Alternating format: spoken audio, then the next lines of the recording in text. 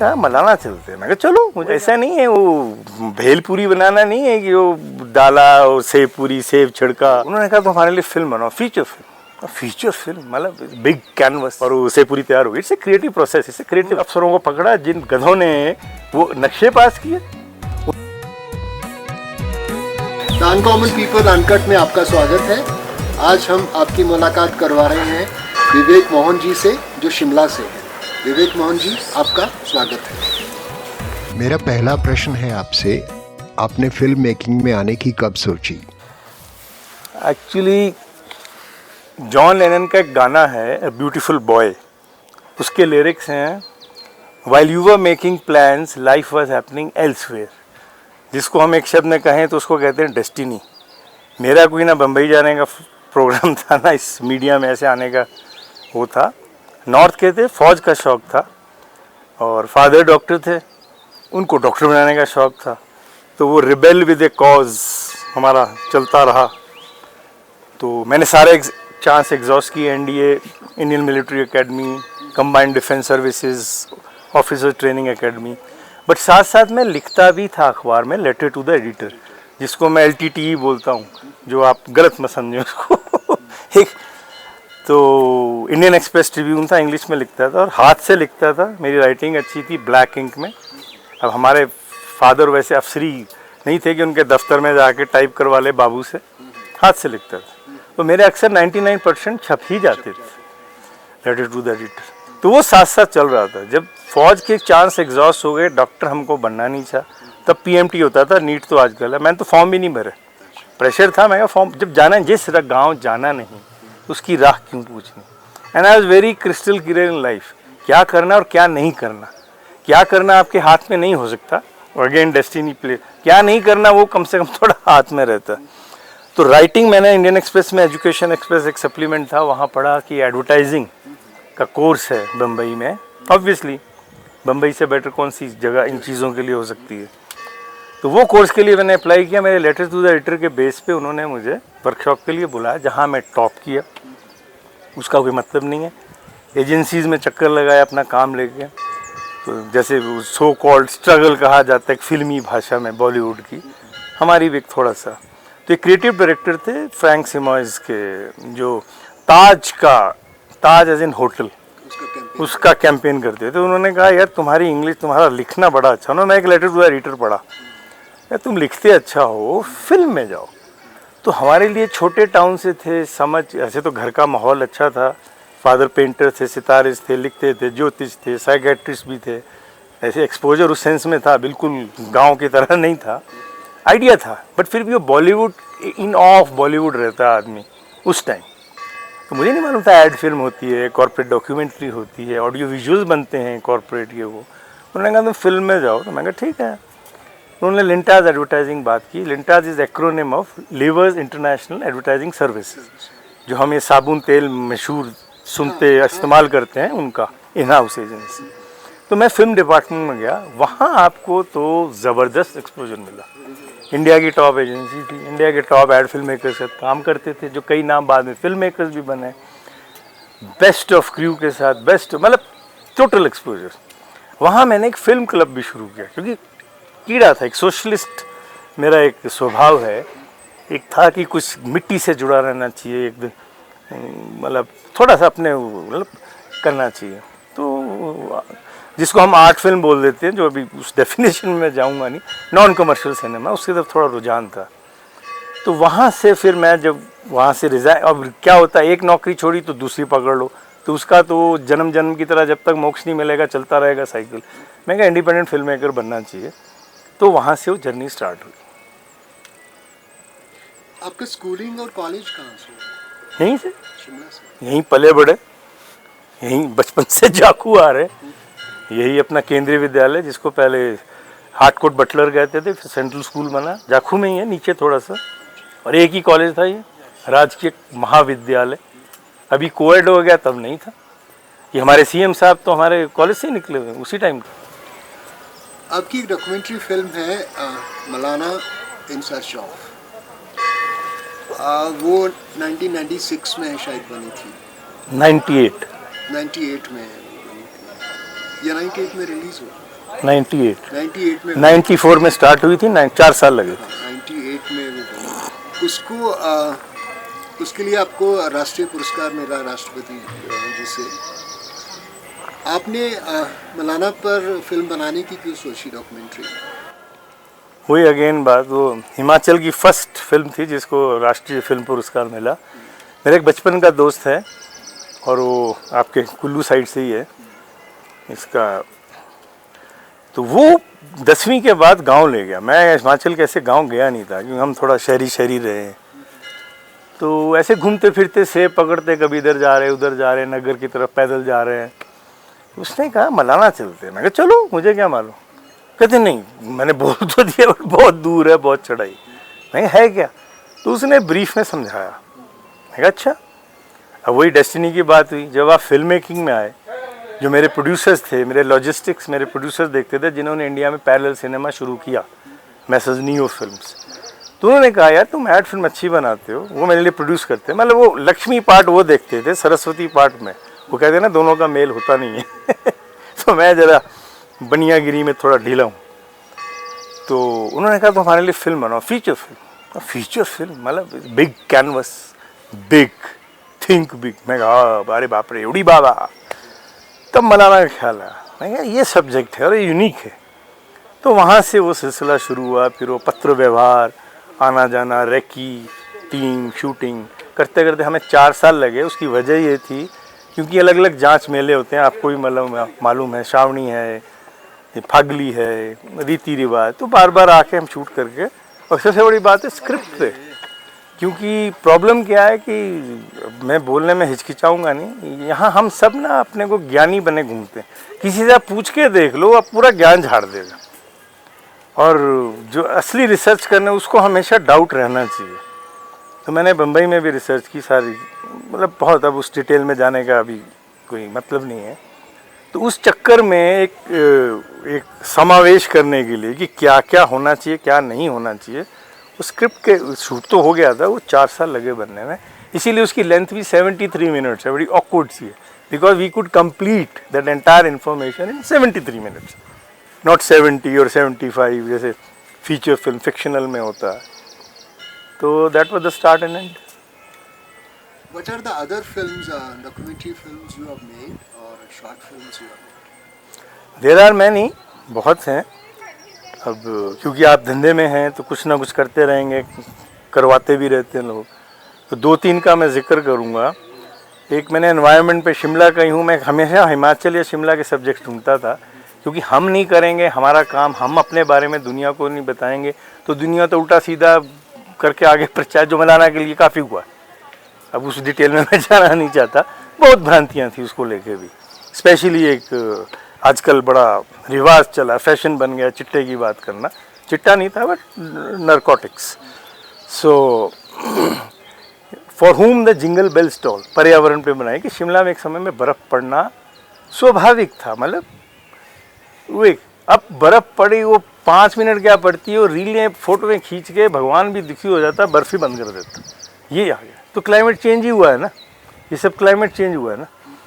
तो उस पे मैंने बनाई और वो काफ़ी फेस्टिवल में गए इधर उधर। उसको हिमाचल सरकार को मैंने, धूमल जी तब मुख्यमंत्री थे, उनको प्रचार प्रसार के लिए स्कूलों में मैंने वो डोनेट भी किया। 1 जनवरी 2019 मुझे याद है, न्यू ईयर था, तो कुछ चांस बना कि उनसे मुलाकात हुई तो वो डोनेट किया। फिर एक बस स्टॉप बनाई थी जो काफ़ी मकबूल हुई, राष्ट्रीय हेडलाइंस बनी। एक विधवा की कहानी है, कांगड़ा में एक गांव है छोटा सा, और वो उसकी पे बेस पे कहानी है। बेसिकली उसकी स्टोरी ये थी, अब मैं स्क्रिप्ट पे नहीं जाऊंगा, कि एक अकेली औरत अपने डिग्निटी से मरना चाहती है और उसने एक सिग्नल अपना रखा था। उस सिग्नल पे जो उसको रखती थी, वो करती थी, उस पर बनाए वो काफ़ी। और उसका कॉग्निजेंस हाई कोर्ट ने लिया।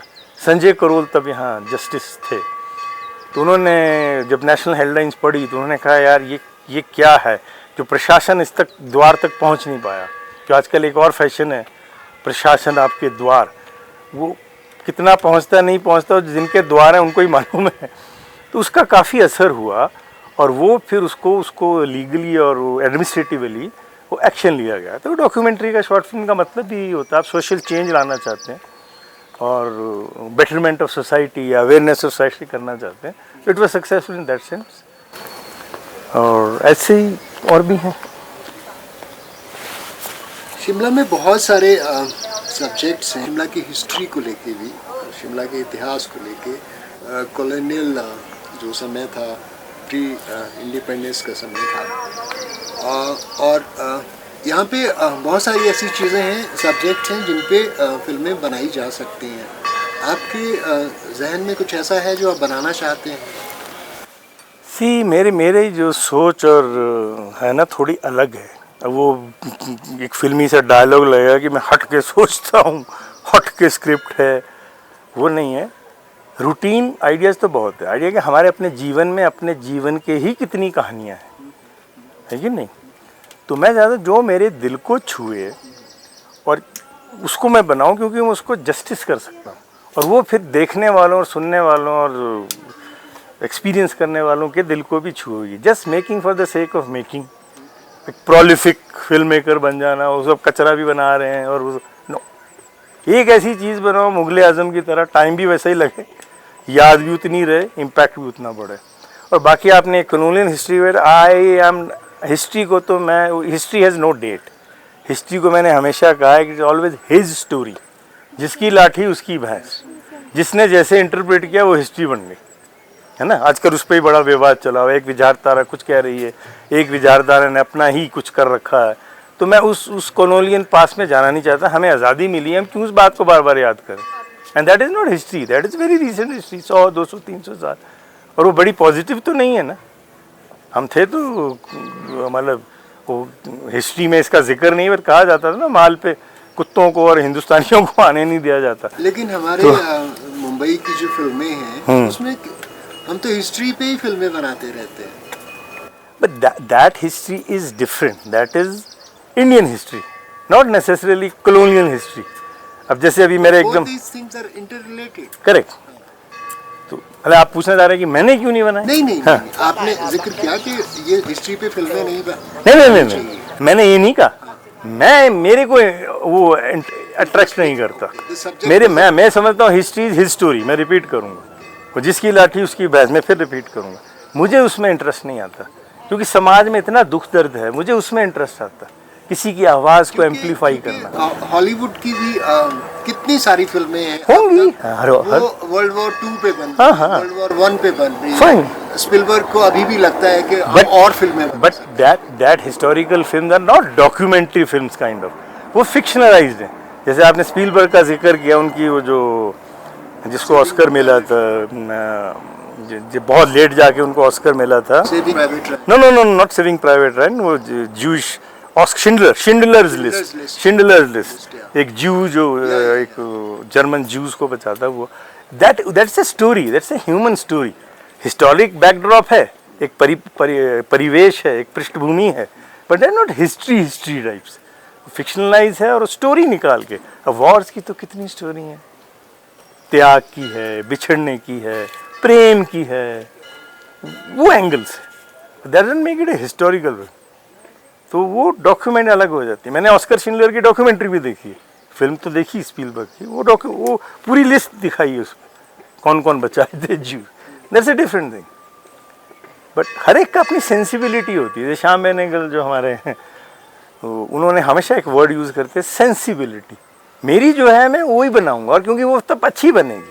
अब मैं ज़बरदस्ती, जो मेरा काम नहीं है, मेरा इंटरेस्ट नहीं है, उसमें घुसने की कोशिश करूंगा, वो दिखेगा भी, ठीक है, ये तो क्या बकवास है। No, you said you made Malana, which was 73 minutes long, 73 minute की फिल्म थी, जो कि एक फीचर फिल्म की लेंथ के बराबर। हाँ, ये it is called feature length documentary, docudrama. तो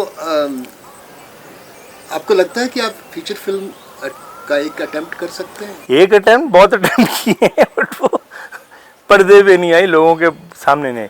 और दूसरा क्या होता है, इट्स ए क्रिएटिव लाइन। वो ऐसा नहीं है, वो भेलपूरी बनाना नहीं है कि वो डाला और सेब पूरी, सेब छिड़का और वो सेब पूरी तैयार हो गई। It's a creative process, it's a creative.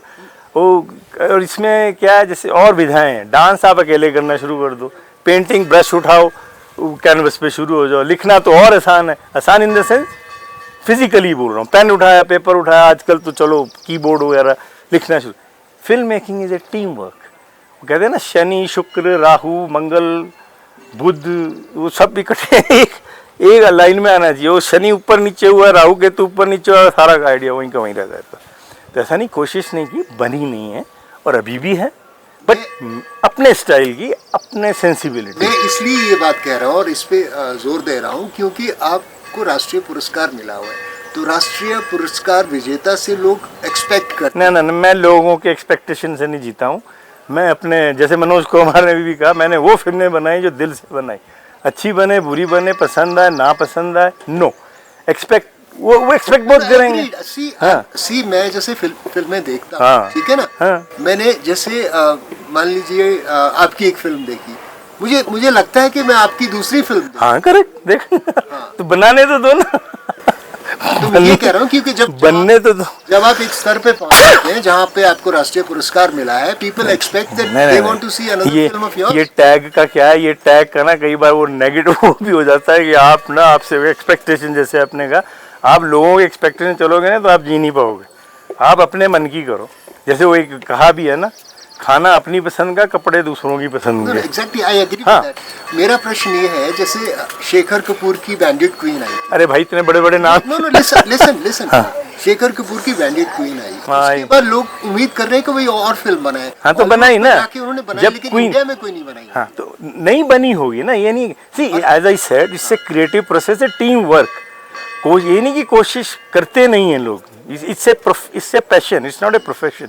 बनी नहीं, अब उसके वो हर चीज़ का वक्त होता, जब वक्त आएगा तो सितारे मिलके सब बनना शुरू हो जाएगा। बट आप अपनी सेंसिबिलिटी को फॉलो कर रहे हैं, जस्ट क्योंकि पीपल की एक्सपेक्टेशन है।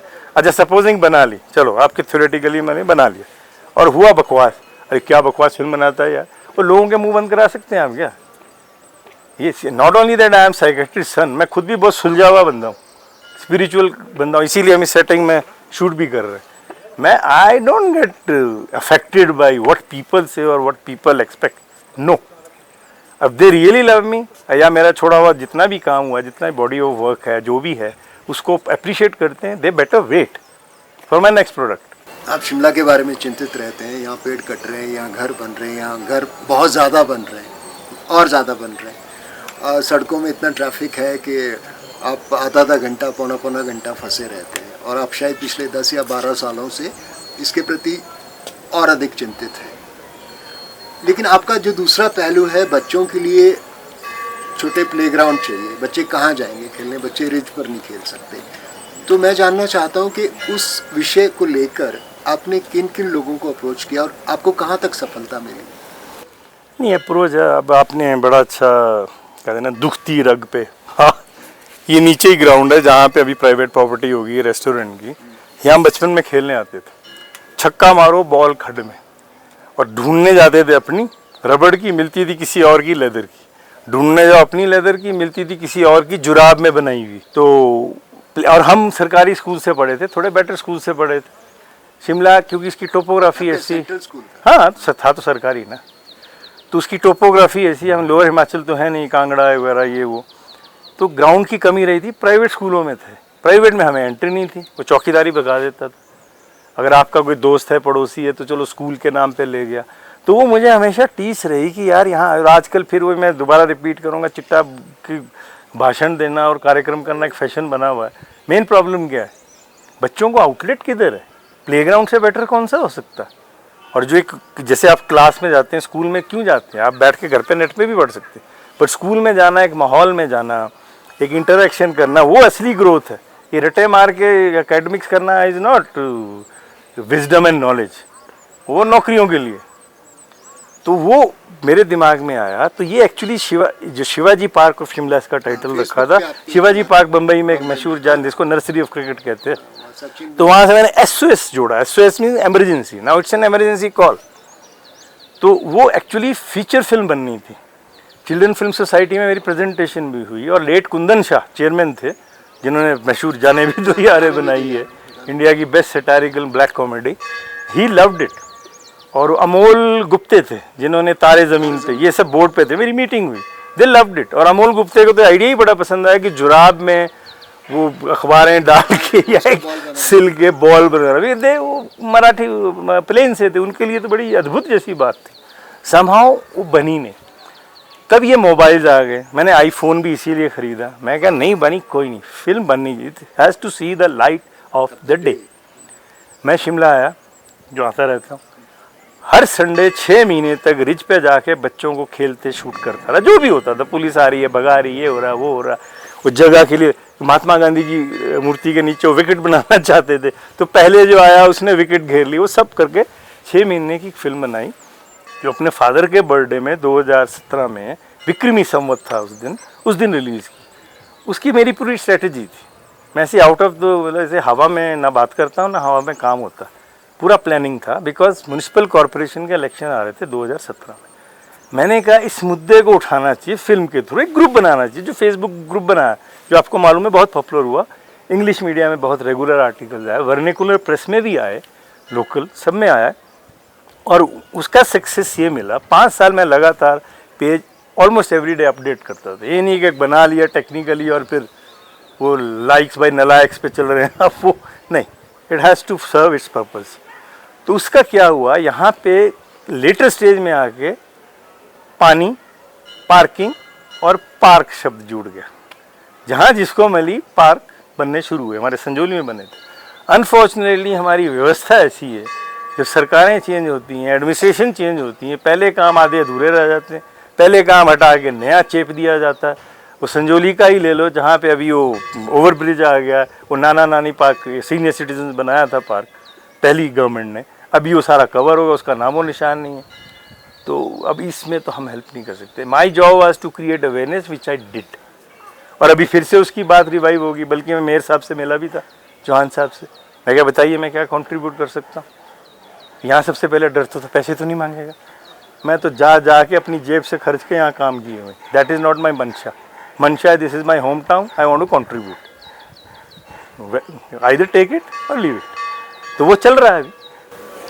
क्योंकि एक बात है, जैसे बहुत सारी चीज़ें यहाँ पे हैं वो कंक्रीट से बना दी हैं। जैसे ISBT है, बहुत बड़ा ICBT क्रिएट किया है, उसमें पूरा फुटबॉल फील्ड की तरह वो बना दिया है। अगर हम फुटबॉल फील्ड की तरह आर्टिफिशियल बस स्टैंड बना सकते हैं तो बच्चे तो पैदा होते रहेंगे ना, है ना, बच्चे तो पैदा होंगे। ये भी हमारे हिंदुस्तान की एक ट्रेजेडी है। हाँ, ट्रेजेडी कह लीजिए, या क्योंकि we need people, you need more population. No, it's not question of population, because I think huge amount of people are graying now in our population. So there will be a huge gap between a 60-year-old man and there will be a 35-year-old man. So 35 years gap. So somebody needs to fill that gap in between slowly. This gap is widening between senior citizen and youth, the middle age. So there is certain issues which needs to be addressed also. So my question is कि why can't artificial playgrounds वो तो बना सकते हैं ना, चलो मैं indoor बना सकते हैं ना, इंडोर है हमारा, या फिर वही बात घूम फिर के गवर्नमेंट्स और एडमिनिस्ट्रेशन पे आ जाती है। घनाटी के पास कटासनी आई थिंक जगह है, वहाँ पे एक स्टेडियम, अभी मैंने रिसेंटली पढ़ा कि बजट ही नहीं है, काम रुक गया। भाई इन अक्लमंदों को कोई पूछे, हाँ, अक्लमंदों को कोई पूछे, जब आपके पास बजट नहीं है आपने गैंती क्यों चलाई? पूरा बजट रखो और स्टार्ट टू फिनिश खत्म करो ना। हम नहीं फिल्म बनाते ऐसे, कैसे रो पीट के भीख मांग के पैसे जोड़ते हैं। Then when we make a film, we make it start to finish until unless कोई अनफॉर्चुनेट बात हो जाए, वो अलग बात है। ये क्यों नहीं करते? और लोगों को बेवकूफ़ बनाने का धंधा बना रखा है भाषणों में। हमने इसका उद्घाटन कर दिया, हमने इसकी पट्टिका लगा दी, हमने इसको आरंभ कर दिया और वो अंत तो हम तो दिखता नहीं है। अंत आता है दूसरा करता है, तो प्रारंभ वाले की पट्टिका फेंक दी जाती है। वो क्यों काम रुका? मैं एडमिनिस्ट्रेशन को पूछना चाहता हूँ, क्यों काम रुका? ये भाषण देना बंद करो। अब लोग इतने प्रबुद्ध जनता, बुद्धू मेरे को लगती है कई बार, प्रबुद्ध वोटर कहा जाता है ना, मेरे को तो बुद्धू लगते हैं। मैं इसीलिए एक शब्द यूज़ करता हूँ, intellectual. It's not intellectual, intellectuals. कोई आवाज़ ही नहीं है यहाँ पे, कोई आवाज़ ही नहीं है। इतने डरे सहमे हैं, इतनी चमचागिरी है, कोई बोलता ही नहीं। तो मतलब आपने बात की ना, तो पूछो जाके, मंत्री से पूछो, सरकारों से पूछो, क्यों? जब बजट नहीं था स्टार्ट किया कहाँ? अब क्या होता है बजट बढ़ जाते हैं क्योंकि गैप पड़ेगा, फिर वो कॉन्ट्रैक्ट पे to err is human to blame it on others is politics, फिर कॉन्ट्रैक्टर के सिर पे ठीकरा फोड़ दो, फिर बोलते पैसे नहीं है बजट बढ़ गया। बेवकूफ़ियाँ किसने की? तुम फाइलों में साइन क्यों करते हो? क्योंकि वोट मांगने के टाइम बोलना पड़ता है ना, हम ये कर रहे हैं वो कर देंगे, फलाना हो जाएगा ढिमकड़ा हो जाएगा। Nonsense, this is the problem.